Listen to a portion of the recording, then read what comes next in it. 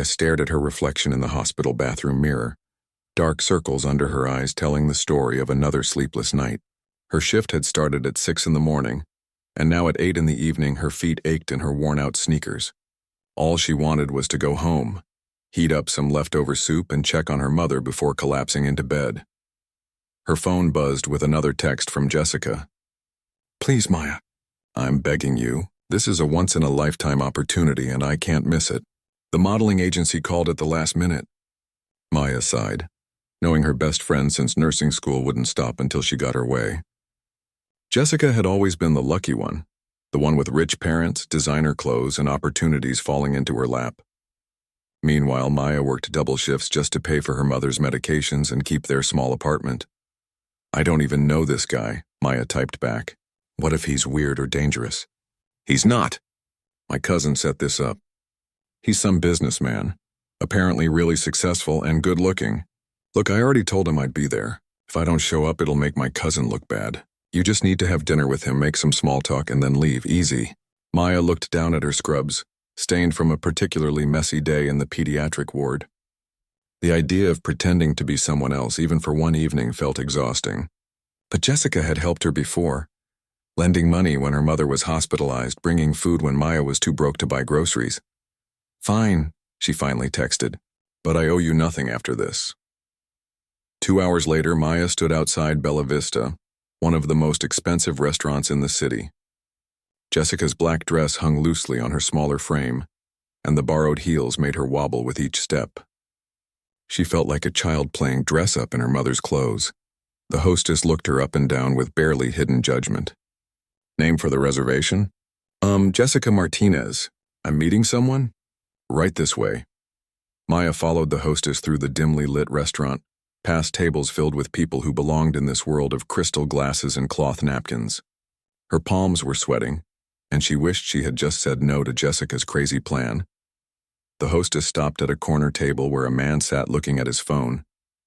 When he looked up, Maya felt her breath catch. He was handsome in a quiet way, not flashy or overdone, but genuinely attractive with kind eyes and a gentle smile. "Jessica?" he asked, standing up. "Actually, I'm Maya," she said, her voice barely above a whisper. "Jessica couldn't make it tonight. She had a family emergency." Alex extended his hand. "I'm Alex. Nice to meet you, Maya." His handshake was firm but not aggressive, and he didn't seem upset about the switch. Maya had expected him to be angry or disappointed, but he just smiled and pulled out her chair. "I hope everything's okay with Jessica's family," he said once they were seated. Maya felt a pang of guilt about the lie. Yes, it should be fine. "Thank you for understanding." The waiter approached with a wine list that probably cost more than Maya made in a week. "Would you like to see our wine selection?" "Actually," Alex said, noticing Maya's uncomfortable expression, "could we just have 2 glasses of whatever house red you recommend? Nothing too fancy." Maya felt some of her tension ease. Maybe he wasn't as intimidating as she'd thought. "So, Maya," Alex said, setting down the enormous menu, "what do you do?" "I'm a nurse," she said, then quickly added, "at Children's Memorial Hospital." His face lit up. "Really? That must be incredibly rewarding work." Most of Jessica's dates usually glazed over when she mentioned her job, quickly changing the subject to more glamorous topics. But Alex leaned forward, genuinely interested. "It is," Maya said, feeling more comfortable.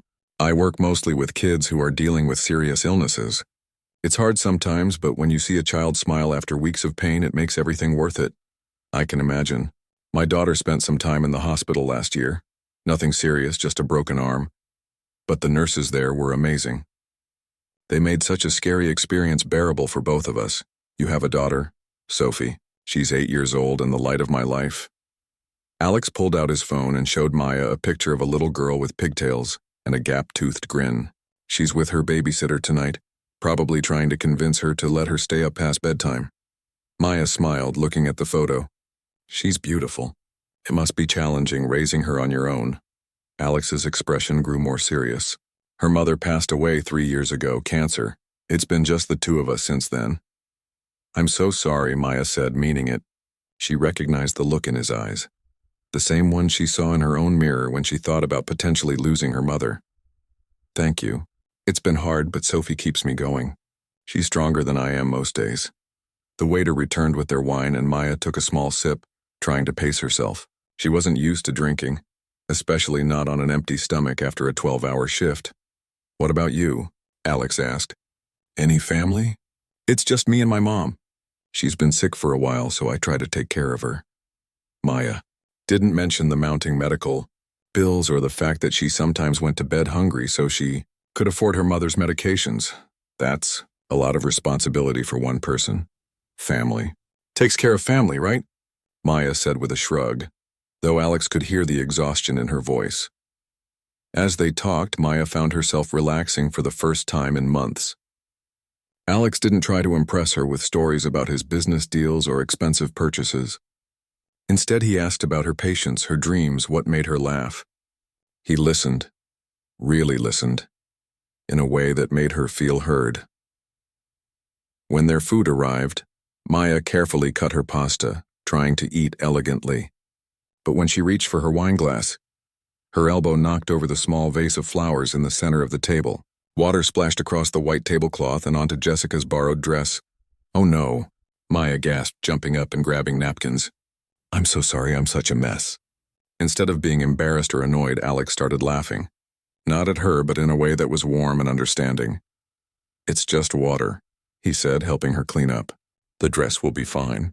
"But it's not even mine," Maya said, close to tears. "I borrowed it from Jessica because I don't own anything nice enough for a place like this." Alex stopped cleaning and looked at her seriously. "Maya, you could be wearing hospital scrubs right now and you'd still be the most beautiful woman in this restaurant." Maya felt her cheeks turn red. "You don't have to say that. I'm not saying it to be nice. I'm saying it because it's true. You have this light about you, this genuine kindness that's so rare. Do you know how refreshing it is to meet someone who cares more about helping sick children than impressing people?" For the first time in years, Maya felt truly seen. Not as the poor girl who couldn't afford nice things, not as the overworked nurse who was too tired for a social life, but as someone worthy of attention and respect. The rest of the dinner flew by in a blur of easy conversation and genuine laughter. Alex told her funny stories about Sophie's adventures, and Maya shared some of the lighter moments from her work, always careful to protect her patients' privacy. When the check came, Alex insisted on paying despite Maya's protests. As they walked outside into the cool evening air, neither wanted the night to end. "This was really wonderful," Alex said, his hands in his pockets. "I know this might sound forward, but would you like to do this again sometime?" Maya's heart raced. Everything about Alex seemed too good to be true. His kindness, his dedication to his daughter, the way he made her feel important. But looking at him standing there under the streetlight, she could see the hope in his eyes. "I had a really nice time too," she said carefully, "but I think we might be looking for different things." "What do you mean?" Maya gestured between them. "This you, me, we're from different worlds, Alex. You belong in restaurants like this, and I belong in hospital break rooms eating vending machine sandwiches." "That's not true." "It is, and that's okay. You seem like a really good person, and you deserve someone who can fit into your life properly." Before Alex could respond, Maya stepped toward the street to hail a taxi. When one stopped, she turned back to him one more time. "Take care of yourself and Sophie," she said softly, then got into the taxi before she could change her mind. As the car pulled away, Maya watched Alex standing on the sidewalk looking confused and hurt. Part of her wanted to tell the driver to turn around, but she knew she was doing the right thing. Men like Alex didn't end up with women like her. Not in real life, but even as she tried to convince herself it was better this way, Maya couldn't stop thinking about his laugh, his gentle questions about her patients, and the way he'd looked at his daughter's photo with such pure love. 3 weeks had passed since that dinner at Bella Vista, but Maya still found herself thinking about Alex at the strangest moments. When she saw a father holding his sick child's hand in the hospital hallway, when she passed the restaurant on her way to work, when she lay awake at night wondering if she'd made the right choice walking away. She tried to push these thoughts aside as she hurried through the pediatric emergency department, her sneakers squeaking against the polished floors. It was a busy Tuesday afternoon and the department was buzzing with activity. "Maya," called Dr. Rodriguez from across the room. "I need you to take the girl in room 7. Playground accident, possible broken arm. Father's pretty shaken up." Maya grabbed the chart and glanced at the name. Sophie Chen, age 8. Something about the name felt familiar, but she couldn't place it. She knocked gently on the door before entering. "Hi there. I'm Maya, and I'll be your nurse today," she said, stepping into the room with a warm smile. She looked first at the little girl on the bed, who had tears streaming down her face and was clutching her left arm. Then her eyes moved to the man standing beside the bed, and her heart nearly stopped. Alex looked up from comforting his daughter, and his face went completely white. "Maya? Daddy, do you know her?" Sophie asked through her sniffles. Maya felt her professional training kick in despite the shock. Whatever personal history she had with Alex, this little girl needed medical care right now. "Hi, Sophie," Maya said gently, moving to the bedside. "I heard you had a little adventure at the playground today." Sophie nodded, wiping her nose with her good hand. "I was trying to do the monkey bars, but I fell. It really hurts." "I bet it does, sweetheart. Can you tell me where it hurts the most?" While Sophie pointed to different spots on her arm, Maya was acutely aware of Alex watching her every move. She could feel the tension in the room, but she forced herself to focus entirely on her patient. "Okay, Sophie, I'm going to take a look at your arm now. It might hurt a little bit, but I'll be very gentle, I promise." Maya carefully examined Sophie's arm, her touch soft but thorough. The little girl winced but didn't cry out. "You're being so brave," Maya told her. "I think we're going to need to take some pictures of your arm with a special camera called an X-ray. It doesn't hurt at all. It's like taking a regular picture, but it can see inside your arm to help us fix it. Will you stay with me?" Sophie asked, her voice small and scared. Maya glanced at Alex, who nodded quickly. "Of course I will. But first let me get you something to help with the pain, okay?" As Maya prepared the medication, she could hear Alex talking quietly to Sophie, his voice gentle and reassuring. "Remember what we talked about being brave? You're doing such a good job, Princess." "Daddy, I was scared I wouldn't be able to draw anymore," Sophie whispered. "Hey, no worries about that. We're going to get you all fixed up, and you'll be drawing masterpieces again in no time." Maya's heart melted watching the interaction between father and daughter. Alex's entire focus was on Sophie, and she could see the deep love and concern in his eyes. After administering the pain medication, Maya helped transport Sophie to radiology. While they waited for the X-ray results, she pulled out some colored pencils and paper from her pocket. "Since you mentioned you like to draw, maybe you could make me a picture while we wait. I collect artwork from all my patients." Sophie's eyes lit up despite her pain. "Really? What should I draw?" "Whatever makes you happy," Maya said, settling into the chair beside her. Sophie began sketching with her good hand, her tongue poking out in concentration. "I'm drawing you," she announced. "You have nice hair," Maya laughed. "Thank you. That's the nicest compliment I've gotten all week." Alex watched from the other side of the bed, amazed by how naturally Maya connected with his daughter. In just an hour, she'd managed to turn Sophie's scary hospital visit into something almost fun. "Maya," Sophie said suddenly, "are you the lady Daddy met for dinner?" Maya's cheeks turned pink and Alex cleared his throat uncomfortably. "Sophie, that's not really—" "It's okay," Maya said quickly. "Yes, I met your daddy a few weeks ago. He talked about you a lot," Sophie continued innocently. "He said you were really nice and pretty." "Sophie," Alex said, his face reddening. Maya smiled despite the awkwardness. "Well, your daddy is pretty nice too." The X-ray results showed a clean break that would heal well with a cast. Maya stayed with Sophie through the entire casting process, distracting her with stories and jokes. "What color cast would you like?" the technician asked. "Pink," Sophie said immediately. "It's my favorite color." "Excellent choice. Pink it is." As the technician worked, Maya kept up a steady stream of chatter. "You know, I've seen a lot of casts over the years, and pink ones always seem to heal the fastest." "Really?" Sophie asked, eyes wide. "Absolutely. There's something about pink that just makes bones want to get better quickly." Alex watched Maya work her magic, seeing how she made everything seem less scary for Sophie. This was what she'd tried to tell him at dinner. This was her world, helping children and families through difficult times. And she was incredible at it. When Sophie was finally ready to go home, complete with her bright pink cast and a bag of stickers, Maya walked them to the discharge area. "Now remember," Maya told Sophie, "no getting that cast wet, and no using it as a weapon on your friends, okay?" Sophie giggled. "I promise. Thank you for taking care of me, Maya." "You're very welcome, sweetheart. You were the bravest patient I've had all month." As Sophie hugged Maya with her good arm, Alex felt his throat tighten. This was exactly what he'd been hoping for, someone who could love Sophie as much as he did. "I'll go get the car," Alex said. "Sophie, stay right here with Maya." Once he was out of earshot, Sophie looked up at Maya with serious 8-year-old eyes. "Maya, do you like my daddy?" Maya knelt down to Sophie's level. "Your daddy seems like a very good man who loves you very much. He's been sad since Mommy went to heaven, but he smiled more after he met you." Maya's heart broke a little. "Sometimes grown-ups need time to figure things out, okay? But your daddy has you, and that makes him the luckiest person in the world." When Alex returned, Maya was finishing up Sophie's discharge paperwork.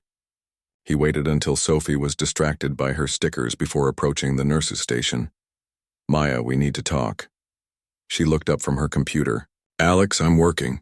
This isn't the time or place, then when is? You disappeared 3 weeks ago without giving me any way to contact you." Maya glanced around the busy emergency department. "Can we do this later?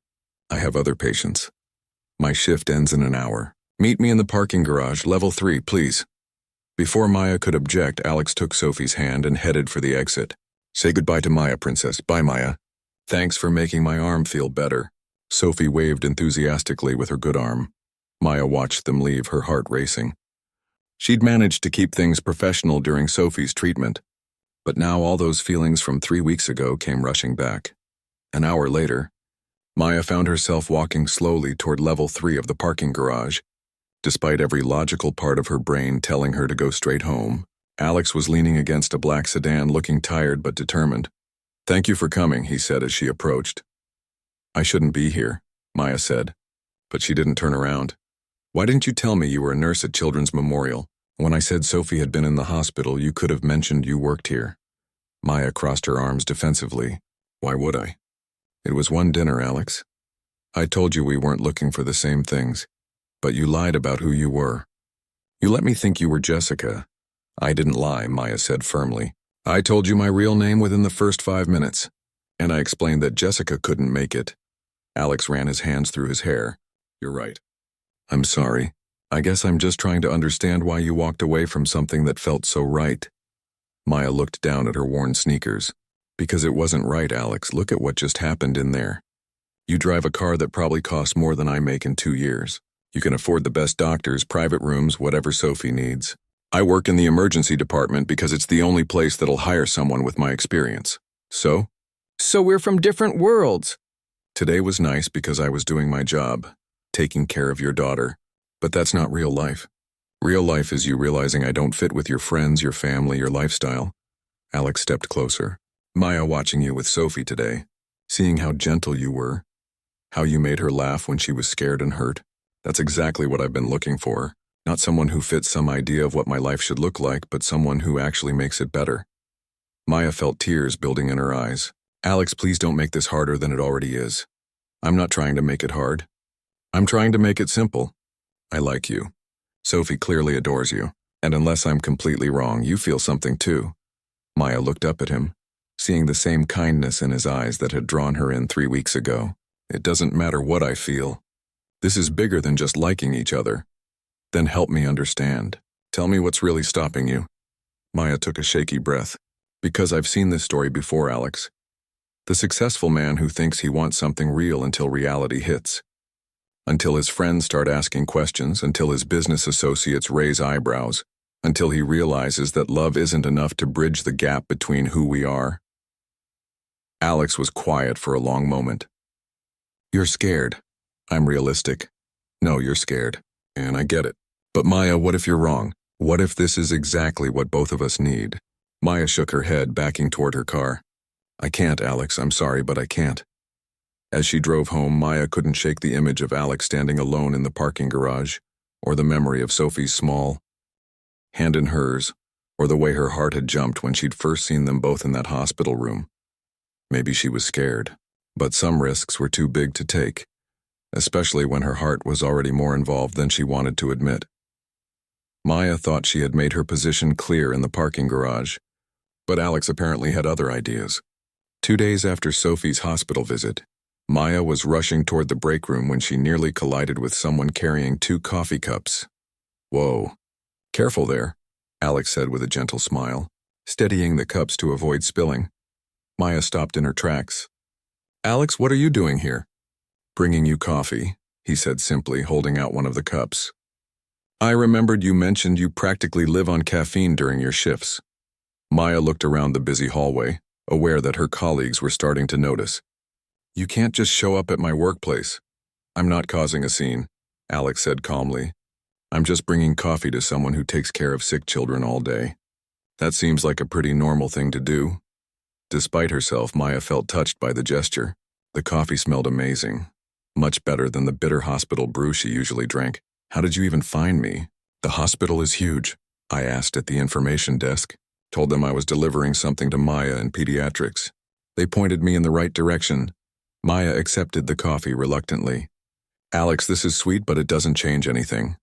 I'm not trying to change anything, he said. I'm just trying to be your friend. Friends bring each other coffee, right? Before Maya could respond, her pager buzzed. I have to go, she said, already walking backward down the hall. See you tomorrow? Alex called after her, and Maya nearly tripped over her own feet. He couldn't be serious about coming back tomorrow. But sure enough, the next day at exactly the same time, Alex appeared in the hallway with 2 coffee cups and that same easy smile. This is crazy, Maya told him as she accepted the coffee. You have a business to run. You can't spend your afternoons bringing me drinks. Actually, I can. One of the benefits of being the boss. Alex fell into step beside her as she headed toward her next patient room. How's your day going? Busy. We have a 7-year-old who's afraid of needles, a toddler who won't stop crying, and a teenager who thinks he knows more about medicine than the doctors. Sounds challenging. Maya glanced at him sideways. Most people's eyes glaze over when I talk about work. I'm not most people. Besides, what you do is important. Sophie hasn't stopped talking about you since Tuesday. She wants to know if you're going to be her nurse if she ever has to go to the hospital again. Maya felt a warmth spread through her chest that had nothing to do with the coffee. She's a special kid. She gets that from her mother, Alex said quietly. Rachel always had this way of making everyone around her feel important. Maya stopped walking. This was the first time Alex had mentioned his wife's name, and she could hear the love and loss in his voice.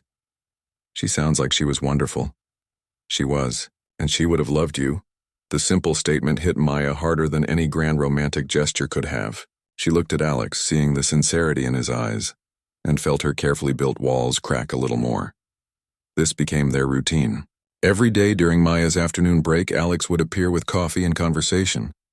He never pushed for more than she was willing to give, never made her feel pressured or uncomfortable. Instead, he listened to her stories about difficult patients and worried parents. He asked about her dreams, her fears, her hopes for the future. I want to be a nurse practitioner someday, Maya confided during their 5th coffee meeting. I've been saving up to go back to school, but it's expensive, Alex finished. Everything's expensive when you're barely making ends meet, Maya said with a bitter laugh. My mom's medications alone cost more than most people spend on rent. Alex wanted to offer help, but something in Maya's tone told him that would be exactly the wrong thing to do. Instead, he said, You'll get there. Someone with your passion and dedication always finds a way. You have a lot of faith in someone you barely know. I know you better than you think, Alex said softly. I know you work double shifts without complaining. I know you remember every patient's name and their favorite color. I know you give up your lunch breaks to sit with kids who are scared and alone. I know you put everyone else's needs before your own even when you're exhausted. Maya stared at him, surprised by how much he'd observed during their brief encounters. You've been paying attention. Of course I have. You're worth paying attention to. That evening, Maya arrived home to find her mother, Rosa, sitting up in bed with more energy than she'd had in weeks. How was work, mija? Rosa asked, her eyes twinkling with curiosity. The same as always, Maya said, settling into the chair beside the bed. How are you feeling? Better today. The new medication seems to be helping. Rosa studied her daughter's face. You look different. Different how? Happier. Lighter somehow. Like you're carrying less weight on your shoulders? Maya felt her cheeks grow warm. I don't know what you mean. Is there a man? Mama, there is. Rosa clapped her hands together weakly. Tell me about him. Maya sighed, knowing her mother wouldn't let it go. His name is Alex. His daughter was a patient at the hospital. And nothing. We're just friends. Rosa raised an eyebrow. Friends don't make their daughters blush like teenagers. It's complicated, Mama. Maya struggled to find the words. He's successful, rich. We're from completely different worlds. So it matters. People like him don't end up with people like us. Rosa was quiet for a long moment, then reached for Maya's hand. Mija, listen to me. I married your father when I was 19 years old. He was a construction worker, I was a secretary. We had nothing but love for each other and dreams of a better life. Maya squeezed her mother's frail hand, feeling the wedding ring that Rosa still wore 15 years after her husband's death.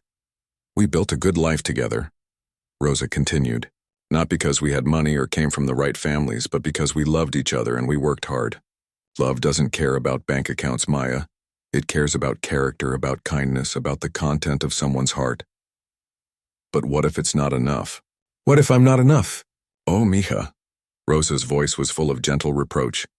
You are enough for anyone. You are smart, beautiful, compassionate, and strong. If this man can't see that, then he's not worthy of you. But if he can see it, if he values those things in you, then maybe you should stop being so afraid and give him a chance. That night, Maya lay in bed thinking about her mother's words. She thought about Alex's daily visits, his genuine interest in her work, the way he'd never once made her feel small or inadequate. She thought about Sophie's bright smile and innocent questions. The next day, Maya was surprised when Alex didn't appear at his usual time. She told herself she wasn't disappointed, but she found herself glancing down the hallway every few minutes. When her shift ended, she walked toward the parking garage and was startled to find Alex and Sophie waiting by her car. Maya! Sophie ran toward her, her pink cast bright against her dark jacket. Daddy said we could ask you something. Maya looked at Alex questioningly. Sophie has been asking about you every day since her accident, Alex said. She wants to know if you'd like to have dinner with us. Nothing fancy, he added quickly. Just pizza and maybe a movie at our house. Sophie's been practicing drawing with her good hand and she wants to show you her latest masterpiece. Maya knelt down to Sophie's level. You want me to come to your house for dinner? Yes. Daddy makes really good pizza, and we have ice cream for dessert. We can watch a movie and I can show you my room. Maya looked up at Alex, who was watching her with hopeful eyes. This isn't a date, she said carefully. Absolutely not, Alex agreed. This is just dinner with friends. Sophie's been asking, and I thought maybe you'd enjoy a home-cooked meal instead of hospital cafeteria food. Sophie grabbed Maya's hand with her good one. Please, Maya. It'll be fun. Looking down at Sophie's eager face, Maya felt her last defenses crumble. Okay, she said softly. I'd like that. Alex's entire face lit up. Really? Really? But I have to warn you, I'm very particular about pizza toppings. I like pepperoni and cheese, Sophie announced. What do you like? Pepperoni and cheese sounds perfect, Maya said and meant it. As they made plans for Saturday evening, Maya felt something shift inside her chest. For the first time in years, she was looking forward to something that had nothing to do with work or worry or responsibility. She was looking forward to spending time with people who made her laugh, who saw value in who she was right now, not who she might become. Maybe her mother was right. Maybe love really didn't care about bank accounts. Maybe, just maybe, she was enough exactly as she was. Saturday couldn't come fast enough. That Saturday dinner at Alex's house had been perfect. Sophie had shown Maya every corner of her room, from her collection of stuffed animals to the drawings she'd made with her good hand. Alex's homemade pizza was better than anything Maya had ever tasted, and for a few hours she'd allowed herself to imagine what it might be like to be part of this little family. 3 weeks later, Maya was starting to believe that maybe her mother had been right. Maybe love really could bridge any gap. Alex had been nothing but respectful and patient, never pushing her beyond her comfort zone. They'd had several more casual dinners, trips to the park with Sophie, and quiet conversations that lasted long into the evening. Then Alex invited her to his company's annual gala. I don't think that's a good idea, Maya said immediately when he brought it up during one of their coffee breaks at the hospital.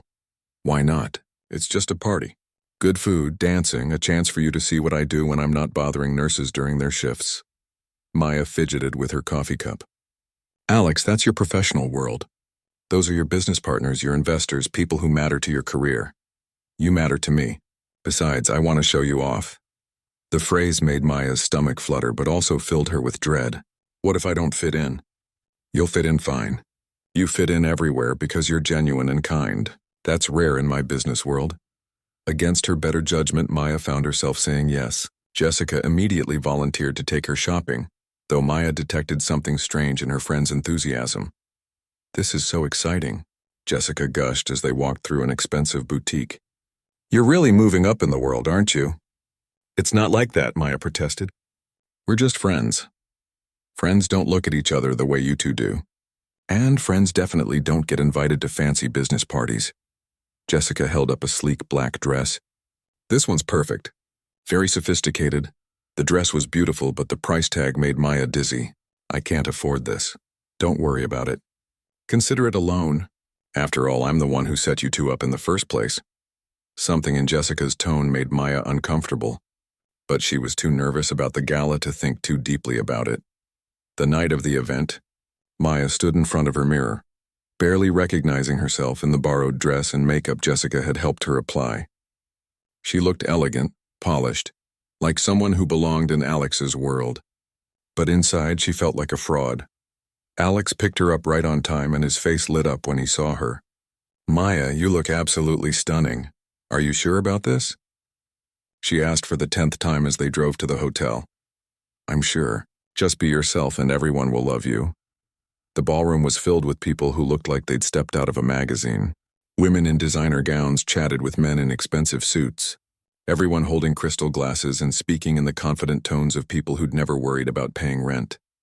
Alex kept his hand on Maya's back as he introduced her around. This is Maya. She's a pediatric nurse at Children's Memorial. The responses were polite but cool. Maya could see people's eyes taking in her appearance, making silent judgments. She smiled and made small talk, but she felt like she was playing a role in a movie she'd never auditioned for. I need to use the restroom, Maya whispered to Alex during a lull in conversation. Of course, I'll be right here. Maya was touching up her lipstick when she heard familiar voices from the lounge area just outside the restroom door. Did you see Alex's date tonight? A woman was saying. She seems sweet, but really a nurse? I heard she's from a very different background, another voice replied. Helen mentioned that Alex met her through some sort of charity thing. Maya froze, her heart pounding. Well, she's certainly pretty enough, the first woman continued. But you have to wonder about her motivations. Alex is worth millions and she works at a public hospital. It's not exactly subtle. Poor Alex, he's been so lonely since Rachel died. I suppose he's vulnerable to someone who knows how to play the sympathy card. Especially someone with financial problems. I heard from Jessica Martinez, you know, the model, that this girl Maya has all sorts of money troubles. Sick mother, medical bills, the whole sob story. Maya felt like she'd been slapped. Jessica had been talking about her private life to Alex's social circle. Jessica seems to know quite a bit about the situation, the second woman mused. Well, apparently she's the one who introduced them. She feels terrible about it now, realizing how it might look. A poor girl targeting a wealthy widower? It's like something out of a bad movie. Maya couldn't listen anymore. She pushed through the restroom door and practically ran back to the ballroom, her face burning with humiliation and anger. Alex was talking to a group of men in suits when she reached him. There you are, he said warmly. Maya, I'd like you to meet. I need to go. Maya interrupted, her voice tight. Alex immediately noticed her distress. What's wrong? I just need to leave, please. Without waiting for his response, Maya headed for the exit. Alex caught up with her in the hotel lobby. Maya, what happened? You look upset. I heard some women talking, she said quietly. About me. About us, Alex's jaw tightened. What do they say? Does it matter? They think I'm using you for your money. They think I'm some kind of gold digger who targeted you because you're vulnerable. Maya, who cares what they think? They don't know you. But they know Jessica. And apparently she's been sharing my personal business with your friends. Alex ran his hand through his hair. I'll talk to Jessica. I'll set everyone straight. No, Maya said firmly. Don't you see? This is exactly what I was afraid of. Your world, your people, they're never going to accept me. And the more you try to defend me, the more it looks like they're right. That's not true. Maya looked around the elegant hotel lobby. At the doormen in their fancy uniforms and the chandelier that probably cost more than her annual salary. Look around, Alex, this is your world. I don't belong here. The drive home was tense and silent. When Alex walked her to her door, Maya could see he was trying to find the right words to fix everything. Maya, please don't let a few small-minded people ruin what we have. What we have is complicated. Alex tonight just made that clearer. Inside her apartment, Maya found her mother awake and waiting up for her. "How was the party, Mia?" Rosa asked, then stopped when she saw Maya's face. "What's wrong?" Maya sank into the chair beside her mother's bed and told her everything. Rosa listened without interruption, her expression growing more concerned. "These people don't know your heart," Rosa said finally, "but Alex does. Don't let strangers make decisions for you." "But what if they're right? What if I'm just a burden on his life?" Before Rosa could answer, she was seized by a violent coughing fit. Maya rushed to get her water, alarmed by how much worse her mother seemed than just a few days ago. "Mama, I think we need to call the doctor." The next morning, Rosa was back in the hospital. The news wasn't good. Her condition had deteriorated significantly, and she needed a new experimental treatment that insurance wouldn't cover. The cost was staggering, more money than Maya could earn in 5 years. Alex appeared at the hospital that afternoon, having heard about Rosa's admission through his contacts. "Maya, I'm so sorry." "How is she?" "Not good," Maya said, exhaustion evident in every line of her body. "The doctors want to try a new treatment, but it costs $60,000. Insurance calls it experimental. Maya, let me help." No." Maya's voice was sharp. "Absolutely not. Why?" "Your mother needs treatment and I have the money to pay for it. It's simple. Simple for you, maybe. But can't you see how this looks? The gold digger's mother gets sick and suddenly the rich boyfriend is paying for expensive treatments? Those women at the gala would have a field day." Alex stepped closer. "I don't care what they think. Well, I do.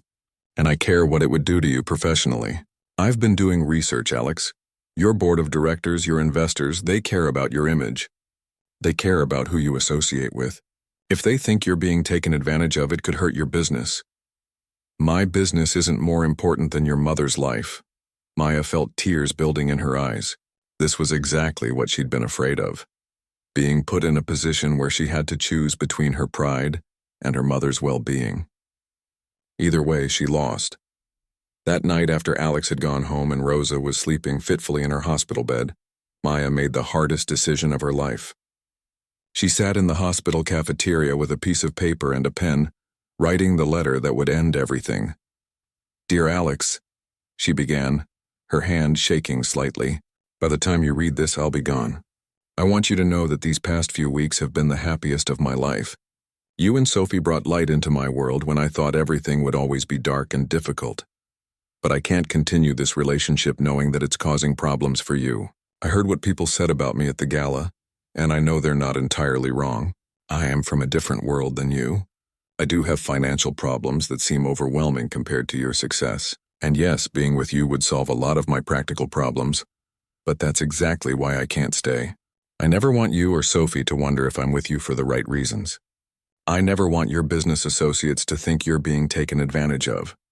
Most importantly, I never want to be the kind of person who would accept your help with my mother's medical bills and then have to live with the knowledge that our relationship started that way. You deserve someone who can stand beside you as an equal, not someone you have to rescue.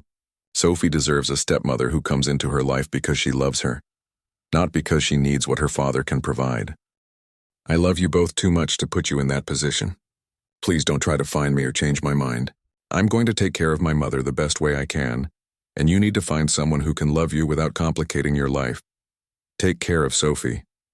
Tell her I think she's the bravest, kindest little girl I've ever met. Love always, Maya." Maya sealed the letter and left it with Alex's doorman, along with Jessica's borrowed dress and shoes. Then she went home to pack. She'd found a job at a hospital in another state. Less pay, but a fresh start where no one knew her story. As she folded her few belongings into suitcases, Maya tried to convince herself she was doing the right thing. But her heart felt like it was breaking into a million pieces, and she couldn't stop thinking about Sophie's smile, or the way Alex had looked at her like she was the most important person in his world. Sometimes love meant letting go, even when it was the last thing you wanted to do. Alex stared at Maya's letter for the 4th time, his hands shaking with a mixture of anger and heartbreak. The doorman had delivered it that morning along with the dress and shoes Maya had borrowed, and Alex had been sitting in his home office ever since, trying to process what had happened. "Daddy?" Sophie appeared in the doorway, still in her pajamas. "Are you okay? You look sad." Alex quickly folded the letter.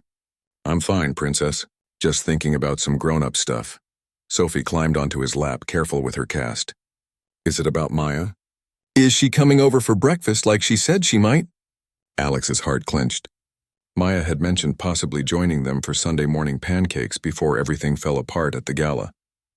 "She can't make it today, sweetheart. Is she working at the hospital? Something like that?" Sophie studied his face with the serious expression she got when she was trying to understand something important. "Daddy, did Maya go away like Mommy did?" The innocent question hit Alex like a punch to the stomach. "No, baby, Maya isn't sick like Mommy was. She just had to go somewhere else for a while." "But she's coming back, right?" Alex looked into his daughter's hopeful eyes and felt something break inside him.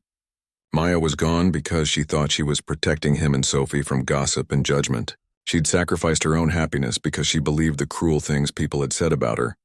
"I don't know, Sophie, but I'm going to try to find out." The first thing Alex did was call the hospital. "I'm looking for Maya Rodriguez. She works in pediatrics. I'm sorry, sir, but Maya submitted her resignation yesterday. Her last day was Friday." Alex felt panic rising in his chest. "Do you know where she went?"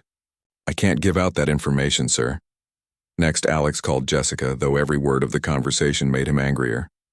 "Oh, Alex, I heard about what happened at the gala. I feel terrible about the whole situation. Do you? Because I heard you've been sharing Maya's private business with half the city." There was a pause. "I don't know what you mean." "Cut the act, Jessica. I know you told people about Maya's mother, her financial struggles. You've been spreading her personal information around like gossip. I was just concerned about you." Jessica's voice turned defensive. "Maya's a sweet girl, but you have to admit the circumstances are suspicious. A poor nurse dating a wealthy CEO right when her mother needs expensive medical treatment?" Alex's grip tightened on the phone. "Maya never asked me for a single dollar. In fact, she refused my help even when her mother's life was at stake. She walked away from me rather than accept money for her mother's treatment. Does that sound like a gold digger to you? Well, maybe she's just playing a longer game." Alex hung up without another word. Sophie found him in his office again that evening, staring at his computer screen. "What are you doing, Daddy?" "I'm trying to find Maya." Sophie climbed onto his lap again. "Why did she go away?" Alex sighed, knowing Sophie deserved an honest answer. "Some people said mean things about Maya. They made her think she was causing problems for us." "What kind of mean things?" "They said she only liked us because we have money." Sophie's face scrunched up in confusion. "But that's silly. Maya likes us because we're nice to her, and because I draw her pictures, and because you make her laugh." Out of the mouths of babes, Alex thought. His 8-year-old daughter understood what grown adults couldn't grasp. "Sophie, what would you say if I told you I wanted to find Maya and ask her to come back?" "I'd say it's about time," Sophie said immediately. "I miss her, Daddy. She made the best blanket forts, and she promised to teach me how to braid friendship bracelets when my cast comes off." That settled it. Alex spent the next 3 days tracking down every lead he could find. Finally, a colleague at Children's Memorial let slip that Maya had taken a job at a hospital in Portland. It took 2 more days to find out which one. Maya had been in Portland for a week when her supervisor told her she had a visitor in the main lobby. Her heart jumped, hoping it might be news about her mother, who was still in the hospital back home receiving basic treatment they could actually afford. Instead, she found Alex sitting in one of the lobby chairs, looking tired but determined. "How did you find me?" she asked quietly. "I'm persistent when something matters to me." Alex stood up, his eyes searching her face. "You look tired." "I've been working a lot. Double shifts to save money for Mom's treatment." Maya crossed her arms defensively. "Alex, you shouldn't be here." "Yes, I should. We need to talk." "There's nothing to talk about. I made my decision." "You made your decision based on lies and gossip from people who don't matter." Maya felt tears threatening. "They do matter, Alex. They're your business associates, your social circle. These are the people you have to work with every day." "Not anymore," Maya blinked. "What do you mean?" Alex pulled out his phone and showed her a news article.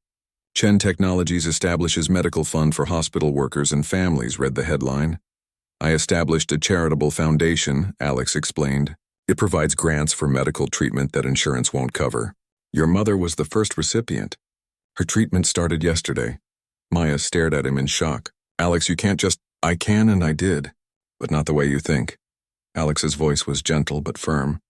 This isn't charity for your mother specifically. It's a real foundation that will help hundreds of families.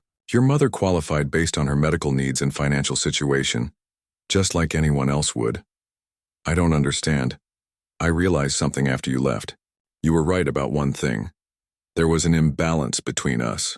But it wasn't the money, Maya. It was the fact that I was letting other people's opinions matter more than your feelings. I was so focused on wanting you to fit into my world that I didn't protect you from the worst parts of it. Maya wiped her eyes with the back of her hand. Those people at the gala, they weren't wrong about everything. I do have financial problems.